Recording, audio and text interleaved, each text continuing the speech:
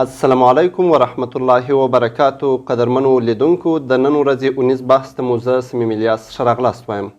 په هیواد کې په دې وروستیو کې ډېر تحولات راغلي. ډېرې سیمې د اسلامي امارت د مجاهدینو له لورې فتح شوې. د کابل اداري عسکرو له زیات شمېر ولسوالیو عقب نشیني کړې.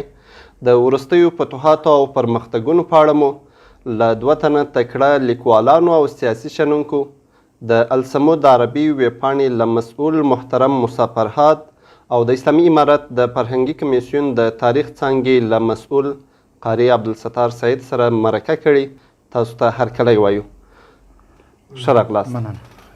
پیل یې له قاري عبدالستار سعید صاحب څخه کوو. که د وروستیو تحولاتو او د مجاهدینو د پرمختګونو په اړه معلومات راکړئ. څرنګه دا بهیر پیل سو او څومره سیمې د اسلامي امارت د مجاهدینو تر حاکمیت لاندې دي؟ بسم الله الرحمن الرحیم. له هر څه مخکې تاسو ته او قدرمنو لیدونکو او اوریدونکو ته سلام او احترام وړاندې کوم. لکه تاسو ته چې معلومه ده، له تیرو تقریبا 3 میاشتو را په دې خوا دغه د وروستیو فتوحاتو او تحولاتو سلسله پیل سوې ده. د روان 1400 هجري شمسي کال د حمل له لومړیو نه چې د حمل په 2 باندې د لوګر ولایت د سرخ ولسوالي فتح شوه. ورسره د فتوحاتو دغه سلسله شروع شوه چې تر اوسه پورې تقریبا د 190 په شاوخوا کې ولسوالۍ د اسلامي امارت د مجاهدینو تر تسلط لاندې راغلي دي. او په دې کې مهمه خبره دا ده چې یو خو دا ولسوالۍ اکثره پرته له دې چې هلته جنګ وسي، هلته خلکو ته دواړو خوا ته تلفات ورسیږي یا تخریب رامنځته سي، په سوله ییز شکل په دعوتي شکل باندې دغه ولسوالۍ د مجاهدینو تر تسلط لاندې راغلي دي، چې دا یو ډېر مهم انکشاف ده، مهمه لاسته راوړنه ده.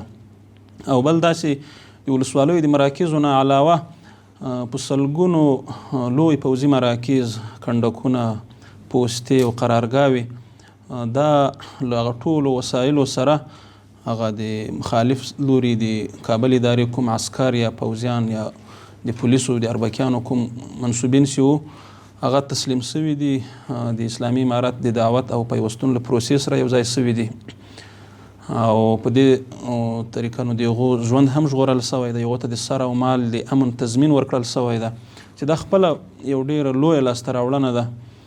او له دې نه علاوه د تقریبا د 11 ولایتو مراکز د هغو ځینې برخې هغه اطرافي سیمې، هغه د ښار ځینې نواحي دا د مجاهدینو تر واک لاندې راغلي دي، چې مثلا د تخار ولایت او د بدخشان د کندوز او بغلان، دغسې د کندهار ولایت، د هلمند او فاریاب او جوزجان ولایت، غزني، میدان وردګو ولایت، د 2 ولایتو مراکزو ته مجاهدین رسیدلی دي، هغه د ښار په دروازو کې ولاړ دي، حتی د ښار ځینې برخې هم تر خپل واک لاندې راوستي دي.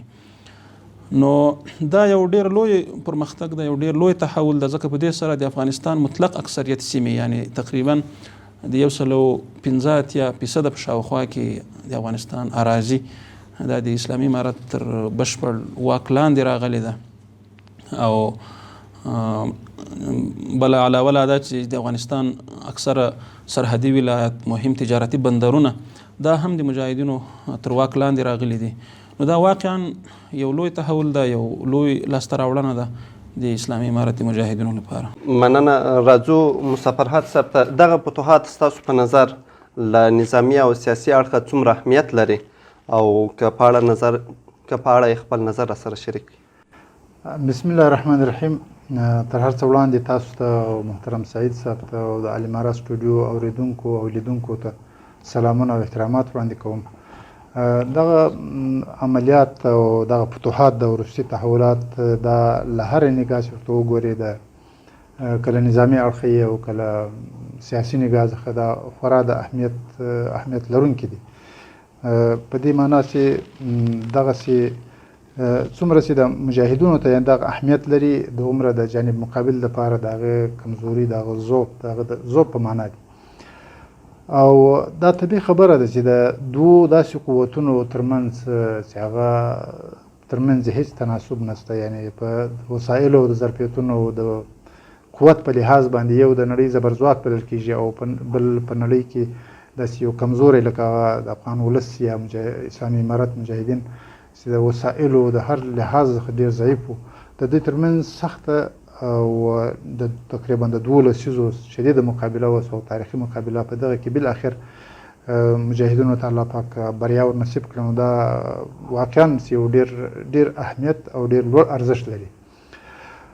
د دې سختې مقابلې په نتیجه کې چې اوس الحمدلله اشغالګر له وطنه څخه په تلو دي په وتلو دي او اشغالګرو هیله دا وه چې دوی چې کوم اهداف درلودل په افغانستان کې د دوی له وتلو وروسته به هغه د دوی کوم رژیم کوم اداره چې په کابل کې جوړه کړې ده هغه به دغه رژیم ساتي. د دوی دا هیله وه د دوی دا امید وه نو د هغې امیدونه او د هغه کوم توقعات وه هغه یې هغه وخت له مایوسي باندې واوښتل چې دغه رژیم دې ته نږدې شوی ده چې نور له پروپاشي سره مخ ته دغه نظام دغه دوی کوم پوځ چې روزلی و دغه باندې چې کوم په میلیاردونو په ټریلیونونو ډالر مصرف کړي وو هغه اوس له داسې یو حالت ته له داسې یو پروپاشي سره مخ ته چې خود به خود راځي او تسلیمیږي په سلهاوو ولسوالۍ لکه سید صاحب چې وویل 15-80% ځمکه د مجاهدینو تر لاس واک لاندې راغلې ده دوی تسلیم شوي دي. نو دغه توقعات د دشمن هم له خاورو سره خاورې شول چې دوی ویل چې اهداف یې دغه نظام ورته ساتي دغه نظام وپاشل شو او دوی هم ووتل. نو دا ورشتیا هم یو دنیا دپاره هم حیرانونکې مقابله وه او نتیجه یې همداسې شوه چې د افغان ولس او د مسلمانانو په خیر و. مننه محترم سید صاحب، ویل کېږي چې په دې وروستیو میاشتو کې د افغانستان څو مهم بندرونه د مجاهدینو لخوا نیول شوي. دا بریا د اسلامي امارت لپاره څومره مهمه ده؟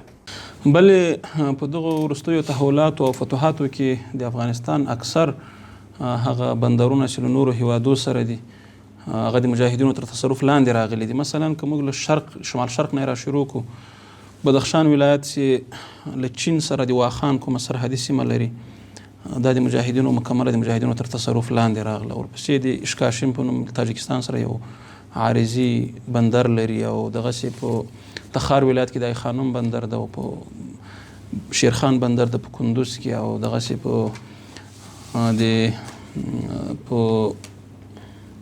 په هرات کې د تورغونډۍ او د اسلام قلعه بندرونه او په هرات کې په فراه کې د ابو نصر فراهي بندر او تر ټولو مهم په کندهار کې د سپین بولدک بندر او په پکتیا کې د ډنډو پټان په نوم کوم بندر ده. دا ټول هغه تجارتي لارې دي د افغانستان لپاره چې د افغانستان لپاره کوم له نورو هیوادو سره تجارتي راکړه ورکړه د ټولو له دغو لارو نه کېږي.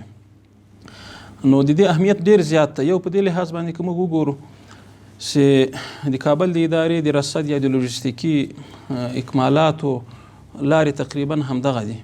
نو په دې سره مجاهدین کولی شي د دغو په تصرف سره د کابل په اداره باندې فشار وارد کړي او له دغو لارو نه د فشار د وسیلو په حیث باندې استفاده وکړي.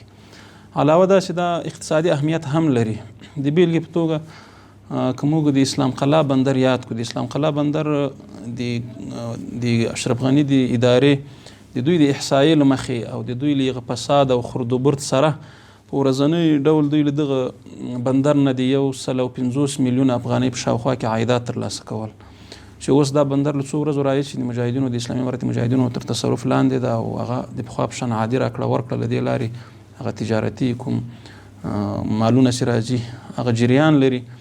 نو دا د اسلامي امارت لپاره یو عایداتي سرچینې هم ګڼل کېدلی شي. له دې علاوه له ګاونډیو هیوادو سره د اړیکو یو کانال هم ورته ویلی شو، ځکه ګاونډي هیوادونه اوس له اسلامي امارت سره مخامخ دي. یعنې په سرحدي ولایاتو کې دوی هغه کوم د تاثیرګذاري یا تاثیر پذیري چې دغه د اسلامي امارت ته یعنی دوی ټول راکړه ورکړه او تعامل چې د اسلامي امارت سره ده.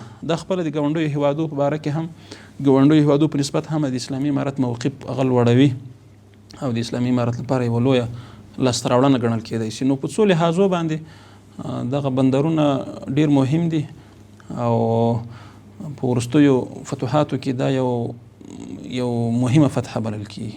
ډېره مننه محترم فرهاد صاحب. په جګړه کې تبان ښکېلو خواو ته تلفات رسېږي، دغه راز ملکي زیانونه او د عامو تاسیساتو تخریب هم ورسره تړلی دی.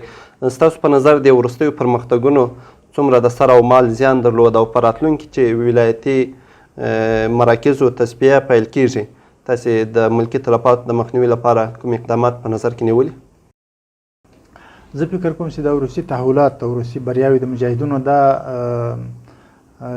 یو ځانګړتیا یې دا ده چې په دې کې تلفات بیخي کم وو او یا د نشت برابر وو. دا په دې خاطر باندې چې مجاهدینو اکثره ولسوالۍ چې نیولې دي هغه ټولې بې له جنګ نیولې دي، یعنې ټولې که نه وي خو ډېر کم ټاک ټوک پېښ شوی ده او نورې اکثره پرته له جنګ نیولې دي. د دې وجه دا و چې یو خو اسلامي امارت لخوا دی چې د عمومي عفو اعلان وسی، یعنې کابل رژیم کې چې کوم خلک دي عسکر دي او هغه کارمندان دي هغو ته ټول عمومي عفو اعلان سو، هغوی له دې په استفادې ټول له جګړې لاس واخیست او پرته له جګړې مجاهدین هغه ساحو ته داخل سول، ولسوالۍ ونیولې. نو په داسې حالت کې خو طبعا تلفات نه پېښېږي. اما دا دښمن چې دا تبلیغات کوي چې کله کله داسې ادعاوې کوي چې مجاهدینو ته دومره په سواو مجاهدین شهیدان کو، بمبارونه وکړو، دا مو کړو دا مو کړو، یو خو هغه دروغ حقیقت نه لري. دویم دا ده چې مجاهدین دښمن داسې تبلیغات هم کوي چې مجاهدینو په دې ولسوالۍ کې دا دولتي تاسیسات یې تخریب کړو، عامه شتمنۍ یې لوټ کړې او دا یې وکړو، ملکي خلک یې وویستل. د دې هېڅ ثبوت تر اوسه نه دی وړاندې کړی. او داسې که یو ډېره جزئي پیښه سوي هغه هم په غلط فهمۍ باندې سوي او هغې پوښتنه هم سوې ده مجاهدینو د هغې د تدارک دپاره اقدامات کړي دي. نو طبعا په دې کې تلفات نه رامنځته کېږي په دې شي کې. او داسې ته وروسته به مجاهدین ښارونه نیسي، ولایات به نیسي، هغه کې به تلفات رامنځته کېږي. زه فکر کوم په دې خاطر باندې دا اوس پر لوی ښارونو باندې مجاهدین عملیات په دې خاطر نه کوي چې تلفات رامنځته نه سي، او وروسته به کوشش کوي چې په داسې تکتیک باندې دا ځایونه ونیسي لکه ولسوالۍ چې په هغه کې هم تلفات رامنځته نه سو، یا به خود به خود خلک د تفاهم له لارې پرېږدي او یا به پر هغو باندې دغسې حلقه تنګېږي چې هغه دې ته اماده شي چې د ولایتونو ښارونه پرېږدي. دا پرون موږ تاسې دغه خبرې واورېدلې د کندهار د والي صاحب، هغه وویل چې د کندهار ښار موږ حلقه تنګه کړې ده او موږ کولی شو چې دا ونیسو ډېر په اسانۍ باندې، خو په دې خاطر یې نه نیسو چې خلکو ته زیان ونه رسېږي، خلکو ته اذیت ونه رسېږي. نو یعنې د آینده دپاره هم زه فکر کوم چې مجاهدین داسې پلان لري چې پرته له لویو جګړو، له تلفاتو څخه او عامو خلکو ته له اذیته څخه پرته د سیمې او ډېره مننه. محترم سید صاحب، د کابل ادارې ویاندویان، لوړپوړي چارواکي او یو شمېر رسنۍ په وروستیو کې د مجاهدینو خلاف تبلیغاتو ته زور ورکړی. دا څومره واقعیت لري دا تبلیغات، او که دا راسره شریک چې مطلب یوازې خپلو عسکرو ته د مورال په وروستیو کې رښتیا هم د کابل ادارې او د دوی هغه دوی ته نږدې رسنۍ چې کومې دي د هغو تبلیغاتي جنګ په اصطلاح تر پخوا په نسبت ډېر زیات سوی ده. ما په نظر وجه دا کېدلی شي چې دوی په عملي میدان کې شکست خوړلی، له ډېرو درنو زیانونو سره مخامخ سوي، ډېرې زیاتې پراخې سیمې له لاسه ورکړي دي، ډېر عسکرو، ډېرو پوځیانو یا اردو د پولیسو منصوبینو له دوی نه مخ اړولی ده، ډېر زیات وسایل بایللي دي. نو د دغو تلفاتو، د دغو زیانونو، د دغو ناکامیو د جبرې لپاره دوی اوس کوشش کوي چې په تبلیغاتي برخه کې یو څه وکړي. نو دوی تبلیغاتو ته مخ اړولی ده او دا په عین حال کې دوی د مایوسۍ علامه هم ده، ځکه کله چې څوک له عملي مقاومت نه او له عملي جنګ او فعالیت نه ولویږي، نو بیا هغه خبر او شعار او شورماشور ته مخ اړوي. نو د دوی هم په دغه وروستي تبلیغات کې موږ وګورو، دا تبلیغات هم داسې معقول تبلیغات نه دي چې د چا زړه ته ولویږي. اکثره داسې څه وایي چې هغه بالکل د منلو وړ نه دي. موږ په دا تېرو څو ورځو کې د کابل ادارې د لوړپوړو چارواکو ادعاوې وګورو. مثلا د دوی د ارګ ویاند دواخان مینپال، هغه کله چې مجاهدین د بولدک ښارګوټه یې نیسي، دی څو کله یو پخوانی تصویر هغه نشروي بیا ورسره لیکي چې دا د مجاهدین موږ پسې واخیستل او چمن ته مو واړول په اصطلاح سره. دی دا معلومات هم نه لري چې دغه لار او دغه کرښه بنده ده، څوک تګ و راتګ نشي کولی، نه اوښتلی شي. خو وروسته بیا دغه تبلیغات هم پسې دغه دروغ پسې افشا کېږي، خلک هغه تصویر رابرسېره کوي چې دا خو څو کاله پخوانی ده.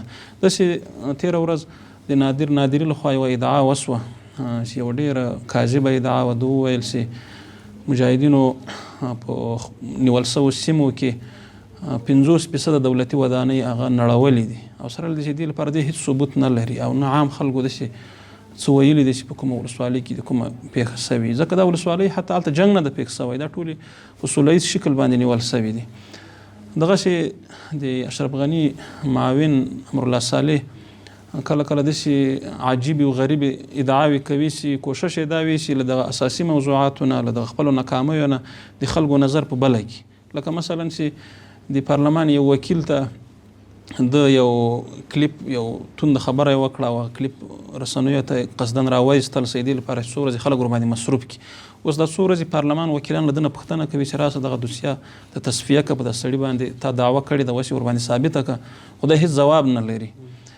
او دغسې مثلا لکه پرون چې دوی یوه ادعا کړې ده چې د بولدک د جګړې په باره کې موږ ته د پاکستان له خوا نه اخطار راکړل سوی ده چې که چیرې تاسې حمله وکړئ موږ به عکس العمل وښیو، تاسې به حمله نه کوئ. نو دا بالکل یوه کاذبه ادعا ده، ځکه چې دې لپاره نو دوی کوم ثبوت لري او دغه نن چې د دوی لخوا د کندهار لخوا نه کومه قوه راوتلې وه، نو که چیرې واقعا دوی داسې اخطار وکړل سوی وی شاید دوی به د حملې څه نه وی اقدام نه وی کړی، او چې حمله راوتلې وم هېڅ شواهد نه دي لیدل سوي چې د پاکستان لخوا د کومه حمله سوي یا د عکس العمل ښول سوی. نو دا ټول هغه کاذبې ادعاوې دي چې د دوو کارو لپاره کې، یو دا چې دوی په هغه عملي میدان کې شکست ورباندې جبیره کړي، او بل عامه اذهان ورباندې مصروف کړي په سوشل میډیا کې، په فیسبوک او ټویټر او په عامه رسنیو کې، په دې کې بس خلک په دې شیانو مصروف کړي له خپلو اساسي ناکامیو نه چې کوم دی د جګړې په ډګر کې ورسره مخامخ دي، په سیاسي میدان کې ورسره مخامخ دي، په سیاسي لحاظ باندې هغه خپل حیثیت او باور له لاسه ورکړی، د دنیا باور نه ورباندې لري، هغه ناکامۍ له هغو نه د خلکو نظر واړوي. نو زما په نظر خو یې له دې وجې نه دوی تبلیغاتو ته مخ اړوه. ډېره مننه محترم فرهاد صاحب، که د وروستۍ پوښتنې په توګه راته ووایاست چې دغه پرمختګونه او تحولات به د مذاکراتو پر پروسه څه اغېز ولري او د دواړو اړخونو پر دریځونو به یې اثر څه وي؟ زه فکر کوم طبیعي خبره دا ده چې په نظامي ډګر کې بریا فوقیت هغه پر سیاسي ډګر باندې مستقیما اغېز لري. یعنی کوم لوری چې په جګړه کې په فاتح پوزیشن کې یعنی بریا د هغه په برخه وي، په سیاسي میدان کې به بریا د هغه وي. او یو دا خبره ده. دویمه مسله دا ده چې سیاسي پروسه باندې د جګړې اغېز خو یو دا موږ کتلی سو چې تر د سیاسي پروسه کې مخکې خنډونه ټولو دنیا موږ تاسو ټول ته معلوم دي، هر چاته چې هغه له څه وجې رامنځته کېدل، د کابل ادارې له لوري چې کوم خنډونه رامنځته کېدل، دا پروسه تخریبېدله، هغه په دې امید اوسي کېدای شي بهرنیان دلته بیرته پاتې شي او یا طالبان په دغه شکل له دا پروسې سره ځای شي، تسلیمي په شکل باندې سره ځای شي، او د بندیانو تعطل او داسې نور خنډونه چې دوی ایجادول هغه د مذاکرات پروسه یې تخریبوله. نو دوی په دې امید اوسي بهرنیان به ورسره پاتې شي، بیا هغه سپورټ اعلان کړي، خو چونکې هغه بیرته ووتل، د هغوی وتل یقیني سو، پیل سو، او د دوی دا امید چې وه توقعات چې هغه په مایوسي بدل سو. په دې خاطر باندې زه فکر کوم چې آینده که دا پروسه باندې دغه حالت د اوسنۍ د مجاهدینو بریا دا په پروسه باندې دا تاثیر کولی شي چې دوی به که د سیاسي مذاکرات بیرته شروع کېږي، پروسه پیلېږي، دوی به خامخا مجبورا هغه څه مني چې مخکې یې له هغه څه روګرداني کوله، نه یې منل. یعنې اوس به د یو فاتح لوري د غوښتنو مطابق به د سوله هم کوي، که نه نو یو خدا ده چې په خپل نظام کې اسیم اختلافات او ښکار نظام ده او پر یوه دغه سره ټول نه دي، نو د دې چې هغه سیاسي اپوزیشن خلک دی هغه اوس هم زړه ښه کړی ده چې مجاهدینو سره کښېني په جلا شکل باندې د مذاکرات وکړي، نو طبعا هغه به بیا د سولې او ابتکار به هغه په لاس کې اخلي، دغه به اثرات وي د دې عملیاتو. ډېره مننه. د نن ورځې د ونیز بحث میلمانه مو محترم قاري سعید او موسی فرهاد و چې په هیواد کې د وروستیو تحولاتو او پرمختګونو د نیول شویو بندرونو او دا چې څنګه د ملکي تلفاتو مخنیوی کېدلی شي په دې اړه معلومات راسره شریک کړل. زموږ د نن ورځې ونیز بحث په همدې ځای پای ته رسیږي. تر بیا مو پر لوی الله سپارو.